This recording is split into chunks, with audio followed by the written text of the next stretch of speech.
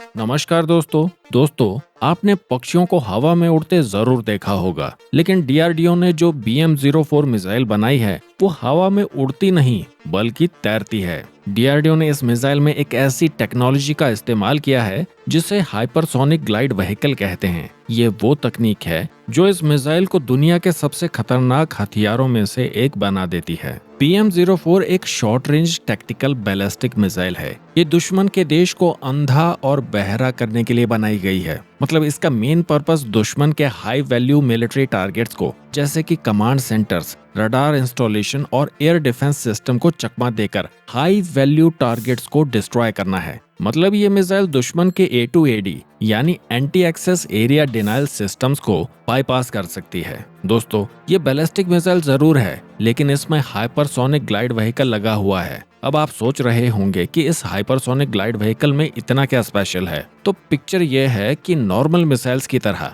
ये सीधी लाइन में टारगेट तक नहीं जाता, बल्कि इसकी मूवमेंट कुछ ऐसी होती है जैसे कि कोई प्रोफेशनल डांसर स्टेज पर परफॉर्म कर रहा हो, कभी ऊपर, कभी नीचे, कभी लेफ्ट, कभी राइट। इसका मतलब है कि इसकी मूवमेंट्स कंप्लीटली अनप्रिडिक्टेबल होती हैं। डीआरडीओ ने ऑफिशियली अनाउंस किया है कि BM-04 की रेंज 400 से 1500 किलोमीटर है, लेकिन डिफेंस एक्सपर्ट्स का कहना है कि ये तो बस ट्रेलर है, असली मूवी तो अभी बाकी है। कहने का मतलब ये है कि इसकी रेंज 1500 किलोमीटर से कहीं ज्यादा 2500 किलोमीटर से लेकर 3000 किलोमीटर तक हो सकती है। तो चलिए जानते हैं कि एक्सपर्ट्स का ऐसा कहने के पीछे का कारण क्या है। दरअसल इस मिसाइल में 3 स्टेजेस हैं। फर्स्ट और सेकंड स्टेज में ये किसी कन्वेंशनल बैलिस्टिक मिसाइल की तरह पाथ फॉलो करके अपर एटमॉस्फेयर तक पहुंचती है। वहां से थर्ड स्टेज में इसमें लगा हाइपरसोनिक ग्लाइड व्हीकल एक्टिव हो जाता है और यहीं से शुरू होता है असली खेल। ये ग्लाइड व्हीकल इस मिसाइल को साउंड की स्पीड से भी 5 गुना स्पीड तक पहुंचाने की कैपेबिलिटी रखता है।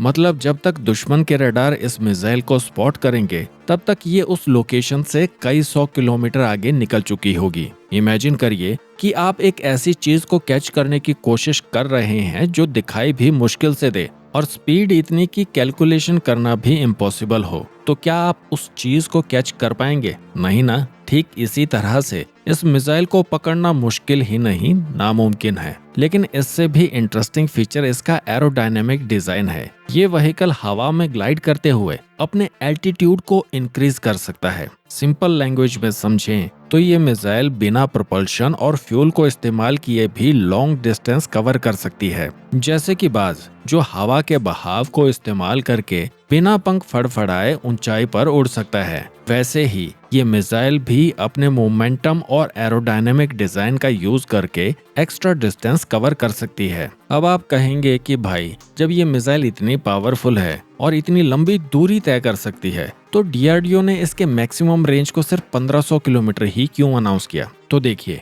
डीआरडीओ ने यहाँ बहुत स्मार्ट गेम खेला है। डीआरडीओ अपनी मिसाइल्स की रेंज और कैपेबिलिटीज को लेकर हमेशा से अंडर प्ले करता है। जैसे अग्नि सीरीज मिसाइल की रियल रेंज को भी इनिशियली कम बताया गया था, लेकिन काफी समय के बाद जब इसकी एक्चुअल रेंज सामने आई तो उसने हमारे पड़ोसियों और इवन वेस्टर्न कंट्रीज को भी हैरान कर दिया था। वैसे ही BM-04 की भी एक्चुअल कैपेबिलिटीज को अंडर प्ले किया गया है ताकि इससे दुश्मन कंफ्यूजन में रहें। दोस्तों, इस मिसाइल के अनप्रिडिक्टेबल फ्लाइट पाथ और हाइपरसोनिक स्पीड की वजह से किसी भी मिसाइल डिफेंस सिस्टम के लिए इसे ट्रैक करना ऑलमोस्ट इम्पॉसिबल है। जरा सोचिए, जब कोई चीज मार्क 5 से ज्यादा की स्पीड पर मूव कर रही हो और ऊपर से उसका मूवमेंट पैटर्न भी अनप्रिडिक्टेबल हो, तो उसे इंटरसेप्ट करना कितना डिफिकल्ट होगा। और यही वो रीजन है जिसकी वजह से दुनिया के बड़े से बड़े डिफेंस एक्सपर्ट्स इस तरह की टेक्नोलॉजी को गेम चेंजर मानते हैं, क्योंकि अब तक जो मिसाइल डिफेंस सिस्टम एग्जिस्ट करते हैं वो एक प्रिडिक्टेड पाथ पर आने वाली मिसाइल को इंटरसेप्ट करने के लिए डिजाइन किए गए हैं।